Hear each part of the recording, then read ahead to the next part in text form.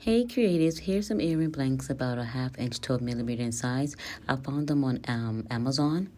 Right, so I'm gonna take these and make photo earrings. This is my mother picture. Mother's Day is coming. I'm always missing her, so I think this would be cute to make. What do you think, guys? You could check out some of the 1 inch sized ones that I created, but for now, this is what we're gonna do. These are small, nice, light. I even sleep in these because you could do the same if you choose. All right, so you're gonna take a hole puncher, same size, 1/2 inch. I found all these items on Amazon. I'll put a link here for you guys to create to get these items. So I use Canva to edit and create the image inside. Basically, all you're going to do is take a circle frame and upload the picture you want to use.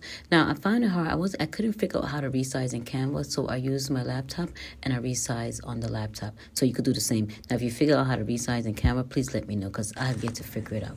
Now, otherwise from that, see, that's the photo. And once you punch it out, then you're going to take that photo here. I'm testing it. See the size matches. Use right here the Mod Podge dimensional glue. Put a little bit inside. Then place your image inside. Secure it inside. Then you put some more of the glue on top of it. Leave it, let it sit. I just left it over 24 hours to sit. You could take it and you could use it before then, but I figured 24 hours till it is set and not touch it. And there you go. Your earrings is set and it's done, ready to be worn. All right, this is a cute little craft idea if anyone looking to create something or little earrings. Till next time with Jen, have fun just being creative. Bye.